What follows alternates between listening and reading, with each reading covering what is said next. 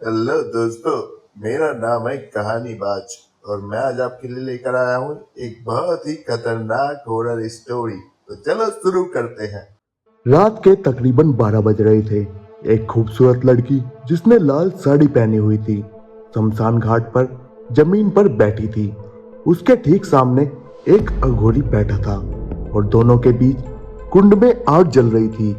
साक्षी, एक बार सोच लो, कर्ण पिशाच सिद्ध होने के बाद तुम्हारी हर ख्वाहिश तो पूरी कर देगा, लेकिन बाद में तुमको बहुत कष्ट झेलना पड़ सकता है। मेरे शराबी पति से तो अच्छा ही होगा जो हमेशा मुझसे पैसे मांगता रहता है। ठीक है, यह लो। इस झोले को पकड़। उसने नताशा को एक झोला दिया। इस झोले में पीपल के पेड़ के 381 पत्ते हैं। तुझे रात के 11 बजे हर पत्ते पर कर्ण पिशाच प्राप्ति मंत्र पढ़ना है। एक एक पत्ते पर पढ़कर उसको झोले से बाहर जमीन पर निकालते रहना है। इसी तरह से तू 381 बार कर्ण पिशाच प्राप्ति मंत्र पढ़ लेगी। उसके बाद तुझे इन पत्तों के ढेर पर अपने अंगूठे से खून की 3 बूंदें गिरानी है और फिर इन पत्तों को वापस झोले में रखकर चले जाना है। इसी तरह तुमको 41 रातों तक करना है और आखिरी रात कर्ण पिशाच सिद्ध हो जाएगा। मैं करूँगी बाबा, मैं इस बात का खास ध्यान रखूंगी। अगली रात ठीक 11 बजे नताशा काले कपड़े पहने हुए कुंड के सामने बैठी थी। उसके चारों ओर एक चक्र खिंचा हुआ था। उसने तेज खुशबू वाला इत्र लगाया। उसके बाद उसने अपने झोले में से एक चाकू निकालकर जमीन पर रखा। फिर एक पीपल का पत्ता निकालकर उसको अपने दोनों हाथों में रखकर मंत्र पढ़ने लगी। कुछ ही देर के बाद एक भयानक पिशाच उसके पीछे आकर खड़ा हुआ और उसके कंधों पर हाथ रख दिया। वो चौंक पड़ी। उसने मंत्र पढ़ना नहीं छोड़ा। वह शख्स अब उसकी कमर, पेट पर, उसके जिस्म पर बेतहाशा अपना हाथ घुमाने लगा। वह उसके बालों को खींचता और उसकी कमर में जोर जोर से घूंसे मारता। किसी तरह साक्षी ने अपना आखिरी पत्ता भी पढ़ लिया। पीछे खड़ा वो पिशाच उसकी गर्दन को बुरी तरह से जकड़ रखा था। उसने चाकू उठाया और फिर पीपल के पत्ते के ऊपर अपना अंगूठा रखकर उस पर चाकू से कट लगाया। जैसे ही उसने खून की बूंदें पत्तों पर टपकाई तो पिशाच गायब हो गया। उसने जल्दी से सारे पत्तों को वापस झोले में लपेटा और फिर अपने घर को चल दी। अब वह घर के अंदर घुस रही थी, तब उस पर उसके एक पड़ोसी की नजर पड़ी जिसका नाम जितेंद्र था। जितेंद्र बोला, अरे यह इतनी रात में कहां से आ रही है? अगली रात भी नताशा वैसे ही सिद्धि करने पहुंची। आज उसको लगा कि उसके पीछे एक नहीं बल्कि 2 पिशाच खड़े हैं। वो पिशाच बोले, जा इस घेरे से बाहर निकल जा, कर्ण पिशाच तेरी जिंदगी बर्बाद कर देगा। पर वो उनकी बातों को नजरअंदाज करती रही और मंत्र जाप करती रही। इसी तरह अब 40 रातें गुजर गई और आज आखिरी रात थी। आज साक्षी के पीछे एक चुड़ैल खड़ी थी। उसने अपने हाथ में एक बारीक सी सुई ले रखी थी और वो बार बार उस सुई को साक्षी के शरीर में चुभा रही थी और साक्षी सिहर कर चिल्लाई जा रही थी। और उस चुड़ैल ने दूसरे हाथ में एक मकड़ा ले रखा था और उस मकड़े को बार बार साक्षी को कटवा रही थी, लेकिन साक्षी वहीं बैठी रही। उसने बड़ी मुश्किल से साधना पूरी की। तभी उसका पड़ोसी वहां आ पहुंचा, जिसको देखकर वह डर गई। तुम यहाँ क्या कर रहे हो? वो पड़ोसी बोला, अब तुझे मेरी सारी बात माननी पड़ेगी, वरना मैं तेरे पति को बता दूंगा कि तू यहाँ क्या करती है। तभी उन पत्तों के अंदर से धुआं निकलने लगा। साक्षी, मैं तुमसे बहुत खुश हुआ, तुमने मुझे सिद्ध कर लिया है। यह सुनकर साक्षी बहुत खुश हो गई, लेकिन जितेंद्र का बुरा हाल हो गया। तभी धुआं खत्म हुआ और साक्षी को एक गठीला नौजवान नजर आने लगा। यह तुम्हारे साथ कौन है? यह मेरा पड़ोसी है और मेरा पीछा करता हुआ यहाँ आ पहुँचा है। इसकी ये मजाल। ऐसा कहकर कर्ण पिशाच ने जितेंद्र की गर्दन पकड़ ली और उसको उड़ा दिया और दूर फेंक दिया। मुझे पसंद नहीं है कि सिद्धि के वक्त मेरे साधक के अलावा कोई और मौजूद हो। क्या आप मेरी हर ख्वाहिश पूरी करेंगे? उसी के लिए तो मैं यहाँ आया हूँ। तुम मुझसे जो चाहोगी मैं ला कर दूंगा। तुम मुझसे कोई भी बात पूछोगी, मैं उसका जवाब तुम्हारे कान में तुमको दूंगा, लेकिन मेरी कुछ शर्तें हैं। आज से तुम मेरे अलावा किसी भी मर्द के करीब नहीं जा सकती। मैं केवल तुमको नजर आऊंगा और किसी को नहीं।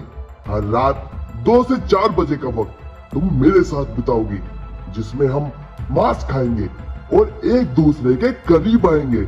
मुझे मंजूर है। ठीक है, अब तुम घर जा सकती हो। कल शाम 6 से सुबह 5 बजे तक मैं तुम्हारे साथ रहूंगा। यह सुनकर नताशा खुश हो गई और घर चली गई। उसका पति नशे की हालत में बेड पर पड़ा था। वह चुपचाप जाकर उसके बराबर में लेट गई। अगले दिन शाम ढलते ही करण पिशाच नताशा को नजर आने लगा। मुझे बताओ कि मेरे पति इस वक्त कहाँ पर है। करण पिशाच ने अपनी आंखें बंद की।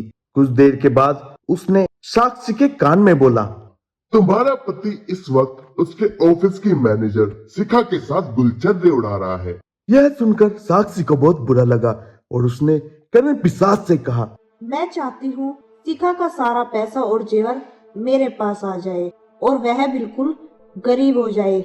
यह सुनते ही करण पिशाच गायब हो गया। रात 11 बजे तक उसकी कोई खबर न आई। शिखा अपने बेडरूम में ही थी। उसने कपड़े उतारे और नाइटी पहन ली। जैसे ही उसने खुद को आईने में देखा तो करण पिशाच उसके पीछे खड़ा था। उसने एक झटके से उसको पलट कर देखा। करण पिशाच उसको देखकर मुस्कुराने लगा।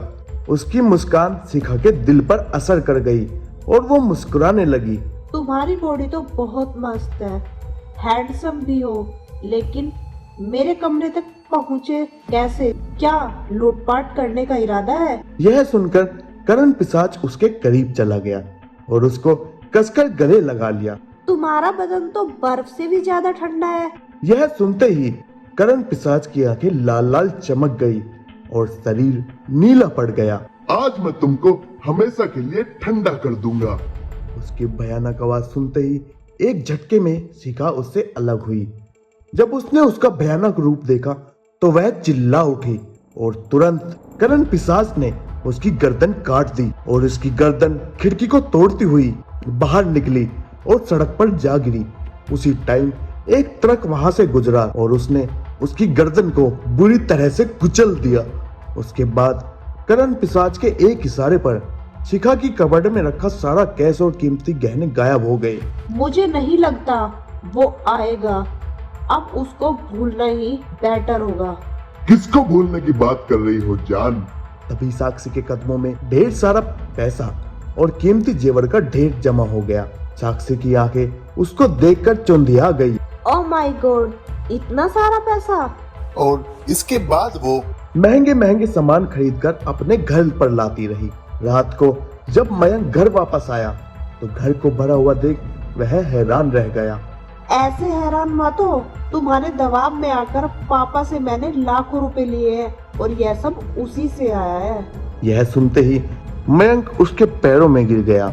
मुझे माफ कर दो साक्षी, मैं रोजाना शराब के नशे में तुमको बहुत परेशान करता था, लेकिन आज मैं तुमको सब सच बता दूंगा। यह कहकर वह खड़ा हुआ और बोला, मेरी मैनेजर शिखा ने एक दिन मुझे शराब पिलाकर मेरी अपने साथ कुछ फोटोज क्लिक करवाई थी।